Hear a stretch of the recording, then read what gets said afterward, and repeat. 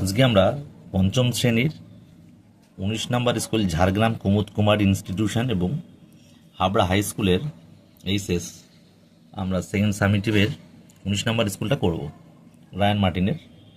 তো প্রথমে কি বলেছে যে এক দাগ নিচের প্রশ্নগুলির নির্দেশ মতো উত্তর দাও। তো একের ক ক একের ক সঠিক উত্তরটি নির্বাচন করো। বর্গাকার চিত্রের একটি বাহুর দৈর্ঘ্য। তাহলে বর্গাকার চিত্রের একটি বাহুর দৈর্ঘ্য আমরা সূত্র জানি কি, বর্গাকার চিত্রের বাহুর দৈর্ঘ্য আমরা সূত্র জানি কি, ক্ষেত্রফলকে যদি আমরা রুট করি তো একটা পেতে পারি, এক নাম্বার। দুই নাম্বার কি, পরিসীমাকে যদি আমরা ভাগ করি, পরিসীমাকে আমরা যদি 4 দিয়ে ভাগ করি তাহলে কিন্তু আমরা বাহুর দৈর্ঘ্য পেতে পারি। তো অপশানে দেখতে পাচ্ছি পরিসীমাকে ভাগ 4 রয়েছে আর বাহু গুণ বাহু রয়েছে অদাগে, সেটা হচ্ছে ক্ষেত্রফল বেরোবে। কিন্তু আদাগে দেখতে পাচ্ছি পরিসীমা ভাগ 4, তাহলে এই আদাগ উত্তর হবে অ্যান্সার। অদাগে দেখো এখানে দেখতে পাচ্ছি 10টি ঘর আছে, 10টি ঘরের মধ্যে 3টি ঘর একটু কালো রয়েছে। তাহলে প্রদত্ত চিত্রে কত অংশে রং করা আছে, কত অংশে, তাহলে রং করা আছে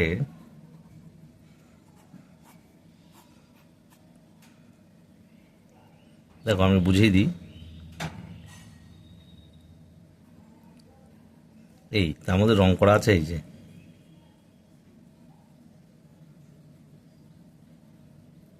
তাহলে 1 2 3 4 5 6 7 8 9 10, তাহলে রং করা আছে 10-এর মধ্যে কতটা রং করা আছে, 1 2 3 3, তাহলে কত অংশ, এত অংশ,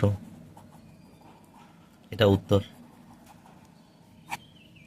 গদাক বলছে সত্য না মিথ্যা লেখো, সরলরেখার কোনো প্রান্তবিন্দু নেই। হ্যাঁ, সরলরেখা যদি একটা সরলরেখা আমরা স্কেলে টানি এর কিন্তু কোনো শেষ নেই, ঠিক আছে।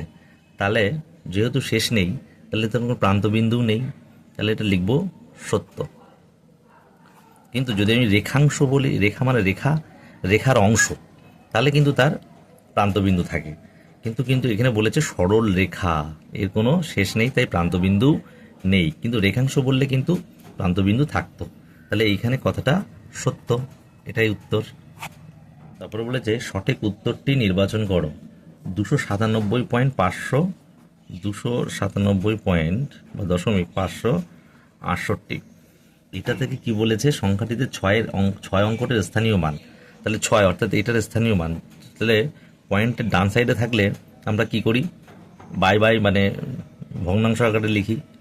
পয়েন্ট বা দশমিক সংখ্যা আর বাম সাইডে যদি সংখ্যা থাকে সেগুলো পয়েন্টের পরের ঘর গুনে গুনে আমরা ভগ্নাংশ লিখি। তাহলে 6-এর স্থানীয় মান কী হবে, 6 দেব, পয়েন্টের পরে 1টা 2টো, তাহলে 1-এর পরেও 1টা 2টো, এ হচ্ছে স্থানীয় মান হবে, এটা উত্তর। অঙ্ক দেখতে পাচ্ছি 13/17 সমতুল্য ভগ্নাংশের লব যদি 169 হয় তাহলে হর কত। তাহলে 13/17 এটা একটা আমরা দেখতে পাচ্ছি ভগ্নাংশ, এর বলেছে সমতুল্য ভগ্নাংশ লব 169, লব 169, তাহলে 13-এর সঙ্গে কত গুণ করলে 169 হয়। যদি এটা বর্গের নাম তা 13 তার 170, তাহলে নিচেও আমাদের কী করতে হবে, 13 গুণ করতে হবে। তাহলে কি হবে, হর হচ্ছে 17-এর সঙ্গে 13 গুণ করবো, 17 51, 17 1 17, 1 আর হচ্ছে 2 221 হবে। চদাক বলছে একটি আয়তাকার জমির ক্ষেত্রফল 12 বর্গমিটার, বাগানের প্রস্থ 2 মিটার হলে দৈর্ঘ্য কত। এগুলো মুখে মুখে হয়ে যায়, কিন্তু দেখো তাও আমরা জানি, আগে প্রথম অঙ্কটা বুঝে নিই। আমরা জানি আয়তাকার ক্ষেত্রের ক্ষেত্রফল সমান দৈর্ঘ্য গুণ প্রস্থ, অর্থাৎ দৈর্ঘ্য আর প্রস্থ গুণ করলে কিন্তু আমরা ক্ষেত্রফল পাই। তাহলে আমরা যদি এখানে এটা লিখি দৈর্ঘ্য আর এটা যদি প্রস্থ লিখি, ভাগ আকারে বুঝিয়ে দিচ্ছি, তাহলে যেটা বেরোবে সেটা কি বেরোবে, সেটা ক্ষেত্রফল বেরোবে। ক্ষেত্রফল বেরোবে, তাই না? তাহলে এখানে বলেছে দেখো 12 বলে দিয়েছে তোমার ক্ষেত্রফল, আর প্রস্থ বলেছে 2, এখানে 2 বলেছে। তাহলে 2 দিয়ে যদি আমি 12কে ভাগ করি তাহলে 6 বেরোবে, কারণ এইটা আর এই পাশের অংশটা গুণ করলে এটা হয় আমরা জানি। তাহলে আমরা লিখবো, এবার সরাসরি অঙ্কে চলে আসি। তাহলে কি হবে, তাহলে আয়তাকার জমির দৈর্ঘ্য, এই যে আমরা জানি ক্ষেত্রফল বাই প্রস্থ। তাহলে ক্ষেত্রফল বলেছে 12 আর প্রস্থ বলেছে 2, তাহলে আমরা ভাগ করেছি। 12কে যদি আমরা 2 দিয়ে ভাগ করি তাহলে হয়ে যায় 6 মিটার। তাহলে এটা উত্তর, 6 মিটার দৈর্ঘ্য। তারপর বলছে 6 দাগে দেখতে পাচ্ছি 10⁻5/8, এটাকে বলতে অপ্রকৃত ভগ্নাংশ পরিণত করো। তো অপ্রকৃত ভগ্নাংশ করলে কি হবে, তো আমরা এই সংখ্যার এই সংখ্যা গুণ করি, 10 গুণ 8 যা হয় তার সঙ্গে এই যে উপরে যেটা থাকে সেটা আমরা যোগ করি, আর নিচে যা থাকে তাই হয়। তাহলে কি হচ্ছে, 8 10 কত হচ্ছে 80 যোগ 5/8। তাহলে 80 আর 5 হচ্ছে যোগ করলে হচ্ছে 85/8, এটা উত্তর হবে। আমি মুখোমুখি হয়ে যায়। তারপরে বলবো যে কী করলে ভগ্নাংশের লব ও হরের মানের কোনো পরিবর্তন হয় না। অর্থাৎ লব আর হরের যা মান তার কোনো পরিবর্তন হবে না কি করলে। তাহলে আমি যদি একই সংখ্যা দ্বারা গুণ করি, একই সংখ্যা দ্বারা লব ও হর গুণ করি ও হর গুণ করি, 1 নাম্বার হলো। আবার কি, যদি 1 দ্বারাও গুণ করা হয়, একই ব্যাপার, সে 1 দ্বারা হোক 2 দ্বারা হোক একই সংখ্যা। সুতরাং একই সংখ্যা দ্বারা গুণ করলে কিন্তু আমরা লব ও হরের কোনো মানের পরিবর্তন পাচ্ছি না। ঝদাগে 1/100 এবং আরেকটা কি সংখ্যা বলেছে 0.001, এর মধ্যে কোনটি বড়। তাহলে এখানে 1/100 আমি এটাকে বাই আনি, পয়েন্টের পরে 1 2 3টে, তাহলে 1-এর পরে 1 2 3টে। তাহলে দেখো 1/100 আর এখানে 1/1000, তাহলে এই দুটোর মধ্যে আমি কি করব, 1000 আনবো, একই হর বিশিষ্ট করব। তাহলে করতে গেলে এখানে 10 দ্বারা গুণ করব, কারণ 100 আর 1000-এর লসাগু হচ্ছে 1000, তাই আমি 1000 আনতে হবে, নিচে সবই কি আনতে হবে 1000 আনতে হবে। তাহলে একে 1000 আনতে গেলে 1 দ্বারা গুণ করলে পাচ্ছি, তাহলে 1, আর এখানে 10 দ্বারা পাচ্ছি, তাহলে 1000 হচ্ছে, আর এখানে হচ্ছে 10 হচ্ছে। তাহলে এই 1000-এর মধ্যে 1 আর এটা 1000-এর মধ্যে 10, কে বড়, এ বড়, তার মানে এই সংখ্যাটা বড় 1/100। তাহলে লিখতে হবে বড় ভগ্নাংশ, বড় হবে 1/100। অঙ্ক শেষ। বলছে যোগ করো, তাহলে 0.71, আমাদের দশমিক বিন্দু ঠিক রাখতে হবে, 0.33, তারপরে 0.89 যোগ করব। আমাদের সুবিধার্থে তোমরা 0 দিতে পারো, দিয়ে যোগ করো। 9 আর 3 12 আর 1 13, হাতে 1, 9 আর 3 12 আর 7 19, 9 হাতে 1 1। লিখতে হবে নির্ণীয় যোগফল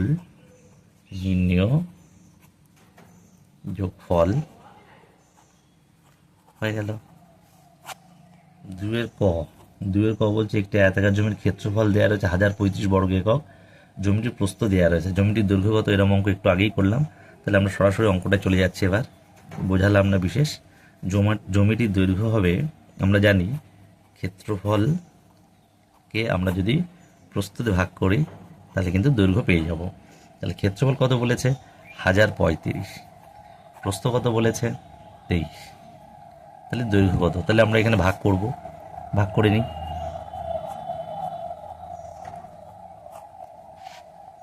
দেখো 103 যাচ্ছে 23 দিয়ে, তাহলে 4 দেবো, 3 4 12 2 হাতে 1 92 1 1, যাই না 5 নামালাম, এবার 5 দেবো, 3 5 15 5 হাতে 1, 5 2 10 আর 1 11, তাহলে 45 হচ্ছে, তাহলে লিখবো 45 মিটার।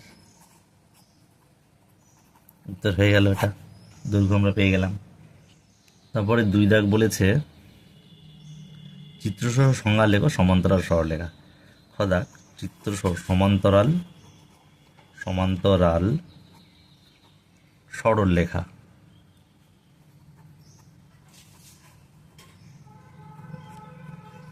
তাহলে কি সমান্তরাল সরলরেখা? সেটা হচ্ছে দুই বা ততোধিক রেখা যখন একই সমতলে অবস্থান করে এবং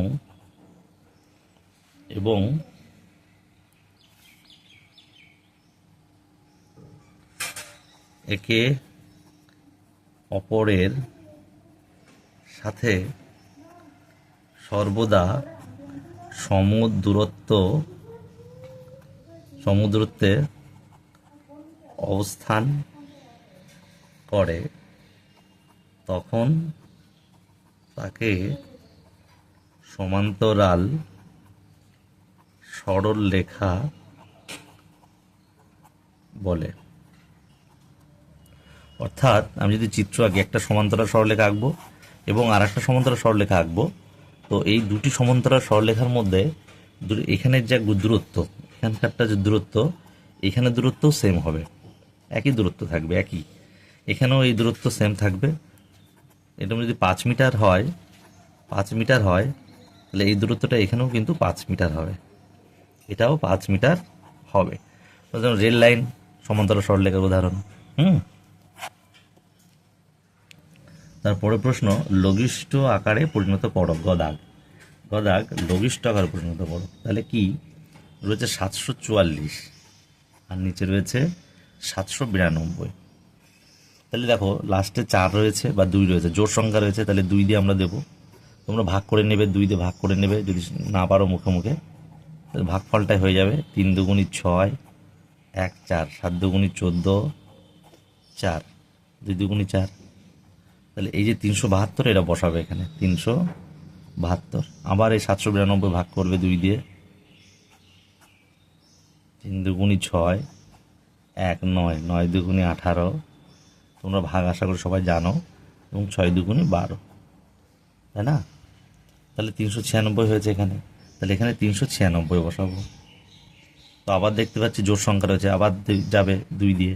তোমরা 2 দিয়ে ভাগ করবে, 2 1 2 17, 8 দুগুণী 16, 12, 6 দুগুণী 12। আবার দেখো 2 1 2 19, 9 দুগুণী 18, 16, 8 দুগুণী 16।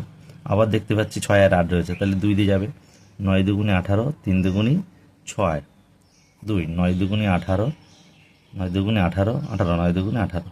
এবার 3 আর 9 দেখতে পাচ্ছি। 3 দিয়ে যাওয়ার নিয়ম কি আমরা জানি, যে 9 আর 3 যদি সংখ্যা দুটির যোগফল 3 দ্বারা বিভাজ্য হয়, তাহলে সেটা 3 দ্বারা ভাগ মিলবে। তাহলে 9 আর 3 কত?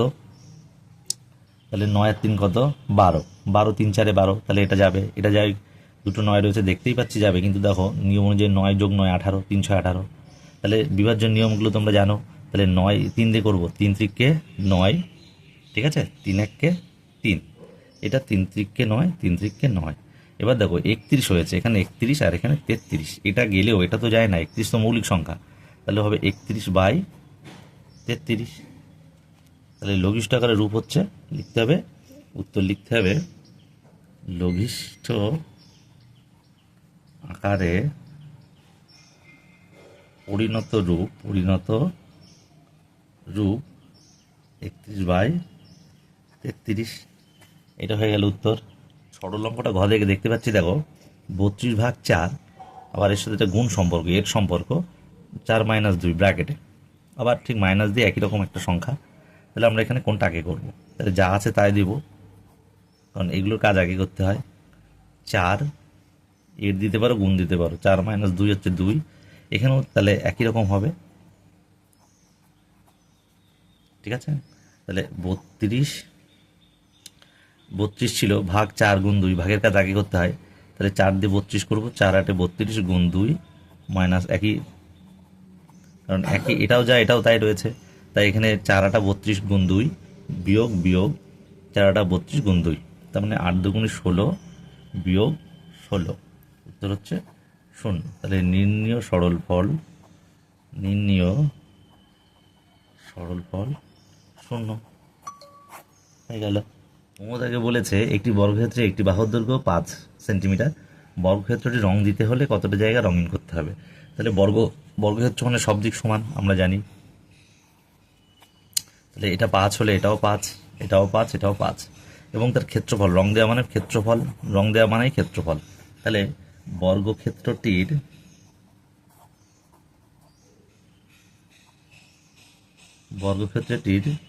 রং দেব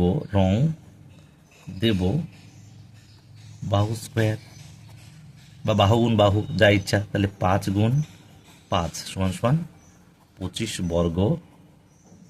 বর্গ দিতে হবে ক্ষেত্রফলে, বর্গ সেন্টিমিটার। এটাই উত্তর। তাহলে এত অংশ আমরা রং দেব। দেখো, রাম একটি ছবি 0.45 অংশ রং করেছে, কিন্তু পরে শ্যাম 0.15 অংশ রং করেছে। কে বেশি রং করেছে? তাহলে দেখো, রাম রং করেছে 0.45 অংশ, আর শ্যাম করেছে 0.15 অংশ। তাহলে আমরা দেখেই বুঝতে পারছি কে বেশি রং করেছে। এ 0.45 আর এ 0.15। তাহলে অবশ্যই রাম বেশি রং করেছে, এটাই উত্তর হবে। যদি বলতো কত বেশি রং করেছে, বিয়োগ করলে হয়ে যেত। ঠিক আছে, বিয়োগ তোমরা সে এখন দেখাচ্ছি এমনি। 3 এত অংশ বেশি রাম করেছে রাম, কিন্তু এটা চাইনি, বলেছে কে বেশি করেছে। তাহলে রাম বেশি করেছে। বলছে স্থানীয় মানে বিস্তার করো। তাহলে 7.7। আচ্ছা, এটাকে স্থানীয় বিস্তার করবো। তাহলে দেখো, পয়েন্টের বাম সাইডে যা আছে আমরা একক দশক হিসেবে করি। তাহলে আগে এটা করে নিই। তাহলে 7,000 একক দশক, 70,000 যোগ, যেগুলো একটু শূন্য আছে এগুলো কিছু লাগবে না, 7 এককে করে 7 একা। এবার পয়েন্টের ডান পাশে থাকলে কি হয়, বাই হয়। তাহলে যোগ 7 বাই, যেহেতু পয়েন্টের এক ঘর, একের পরে একটা শূন্য। তাহলে এইটা হচ্ছে স্থানীয় মানে বিস্তার। 3 দাগের অঙ্কটা কিন্তু বারবার আমরা দেখতে পাচ্ছি যে 14.09 মিটার লম্বা বাঁশের 4.2 মিটার কাদায় এবং 3.01 মিটার জলে আছে। জল ও কাদায় মোট কতটা বাঁশ আছে এবং জল ও কাদার উপরে কত মিটার বাঁশ আছে। তাহলে দেখো, আমরা যদি একটা বাঁশ আঁকাই, মনে করো এটা বাঁশ, তো বাঁশটার মনে করো জল মানে কাদা ও জলে রয়েছে, এটা কাদা পোতা রয়েছে, আর এত অংশ রয়েছে মনে করো জলে। হালকা করে দিই, জলে লিখে নিই। মনে করো বাসটা 14.09, অর্থাৎ এখান থেকে এই অবধি 14.09 মিটার লম্বা। তাহলে কাদায় বলেছে 3.01, তাহলে কাদায় এটা হচ্ছে 3.01 মিটার, আর জলে বলেছে এত মিটার জলে, 3.01 মিটার জলে, আর কাদায় বলেছে 4.2। তাহলে কাদা জল মিলে কতটা আমরা দেখব। তাহলে বাঁশটির কাদা ও জলে রয়েছে কত। তাহলে এইটা কাদা আর জল যোগ করব, 4.2 মিটার আর 3.01। এখানে সুবিধার্থে শূন্য দিতেও পারো। তাহলে করি, 1 করতে 1, 2 করতে 2, 4 আর 3 7। তাহলে জল কাদায় রয়েছে এতটা। তাহলে বাসটি তো সম্পূর্ণ আমার 14.09, তাতে যদি আমি জল কাদা বাদ দিই, এটুকু অংশ পেরে পড়ে থাকবে। এটাই উত্তর চেয়েছে, এটাই উত্তর। তাহলে এবার লিখব বাসটির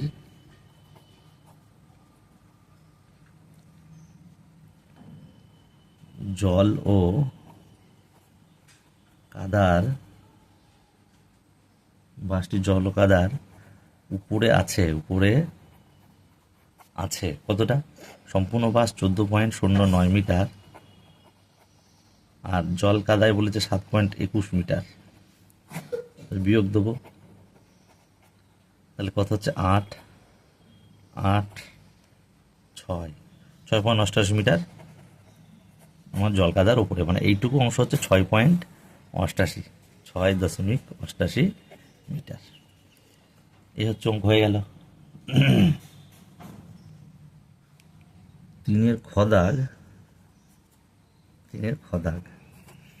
বলছে কি সমান সমান ক্ষেত্রফল বিশিষ্ট দুটি আয়তাকার জমির প্রথমটির দৈর্ঘ্য 28 মিটার এবং পরিসীমা 80 মিটার, দ্বিতীয়টির প্রস্থ 14 মিটার। প্রত্যেকটি জমির ক্ষেত্রফল কত? দ্বিতীয় জমির পরিসীমা কত? তাহলে সমান ক্ষেত্রফল অর্থাৎ প্রথমটির যে ক্ষেত্রফল বেরোবে দ্বিতীয়টার কিন্তু একই ক্ষেত্রফল। তাহলে প্রথমটি আমি দেখতে পাচ্ছি দুটি আয়তাকার জমির প্রথমটির দৈর্ঘ্য এবং পরিসীমা দেওয়া রয়েছে। তাহলে এখান থেকে প্রথমটির প্রস্থ আমি বের করে নেব। তাহলে প্রথম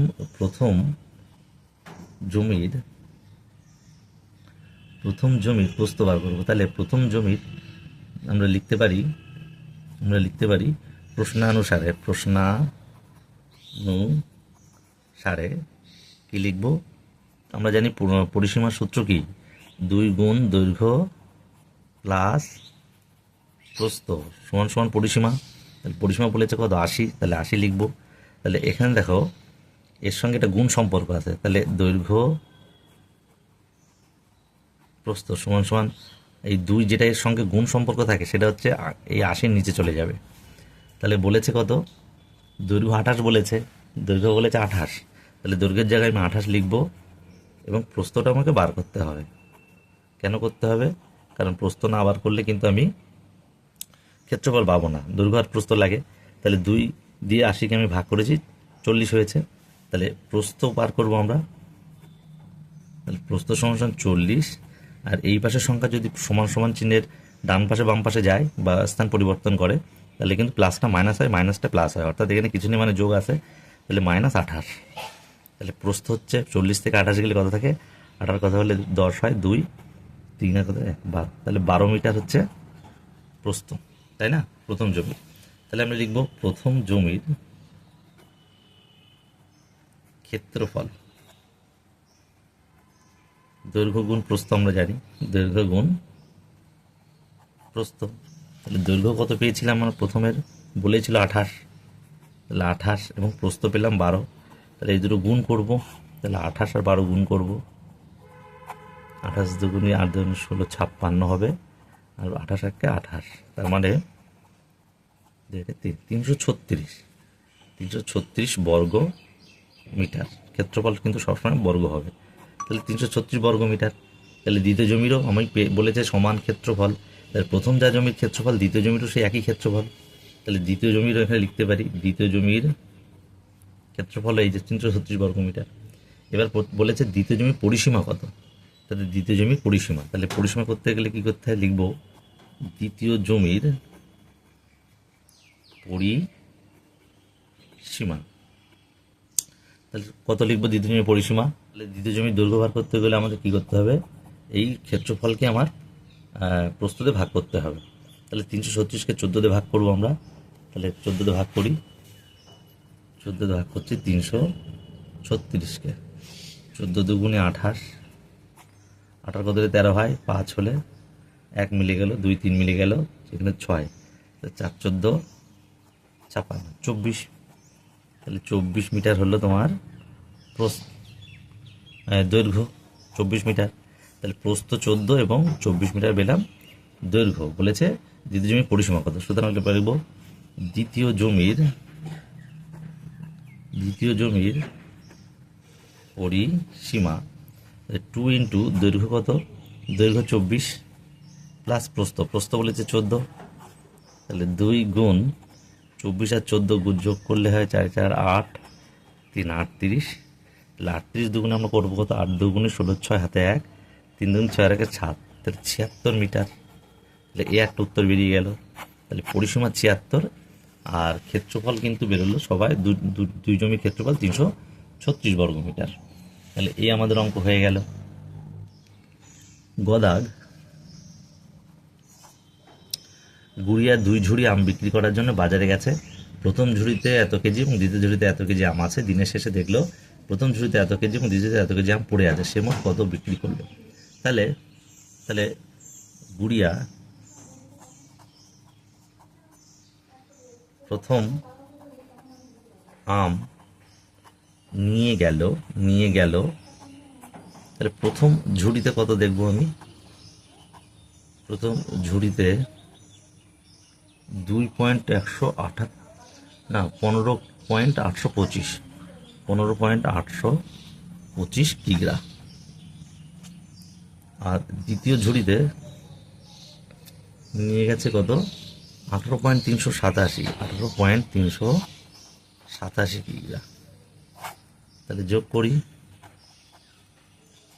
ক্রিয়া 7 আর 5 12, 2 হাতে 1, 8 আর 2 10 আর 1 11 হাতে 1, 8 আর 3 11 1 12, 2 হাতে 1, 14 1 11 2 3। তাহলে গুড়িয়া প্রথমে আম নিয়ে গেল 34.212 কিগ্রা, অর্থাৎ 34 কেজি 212 গ্রাম। আচ্ছা, দেখা যায় শেষে দেখলো, দিনের শেষে, আচ্ছা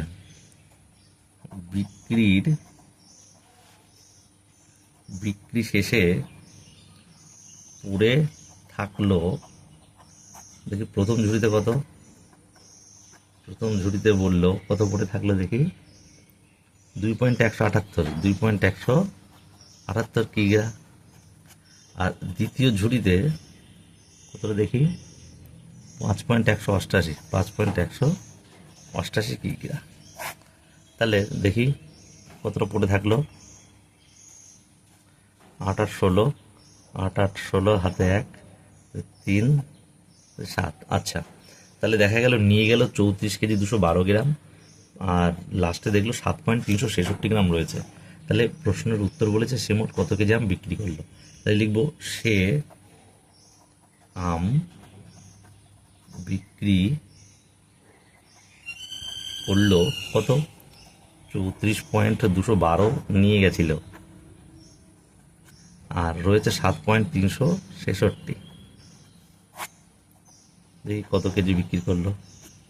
6 কত 12 হয়, 6 হলে হাতে 1, 7 আর কত 11 হয়, 4 হলে হাতে 1, 3 4 আর কত 12 হয়, 8 হলে হাতে 1, 7 8 আর কত 14 হয়, 6 হলে 1 2 26। তাহলে 26.846 কেজি আম সে বিক্রি করলো। এটা উত্তর লিখে দেবো আমরা। লাস্ট দাগের অঙ্ক, ঘ দাগ, বলছে খেলার মাঠে পঞ্চম শ্রেণীর ছাত্রদের বর্গাকারে দাঁড় করিয়ে দেওয়া হলো। একটি সারিতে 12 জন আছে। কিছুক্ষণ পর কিছু ছাত্র বিদ্যালয়ের বাগানে জল দিতে গেল। তারপরও ছাত্রদের বর্গাকারে সাজানো গেল এবং এক একটি সারিতে এখন 11 জন ছাত্র রইল। তাহলে বিদ্যালয়ের বাগানে জল দিতে কতজন গিয়েছিল? তাহলে বর্গাকার মানে সব দিকে সমান, অর্থাৎ তাহলে পঞ্চম শ্রেণীর প্রথমে ছাত্র ছিল কত ছিল, যেহেতু বর্গাকার, অর্থাৎ বর্গাকার মানে সংখ্যাটিকে দুবার গুণ, 12 গুণ 12, তার মানে 144 জন। ঠিক আছে, 144 জন ছিল, কিন্তু বাগানে জল দিতে যাওয়ার পরে দেখি 11 জন রইল, তারাও বর্গাকারে রয়েছে। তাহলে জল দিতে যাওয়ার পর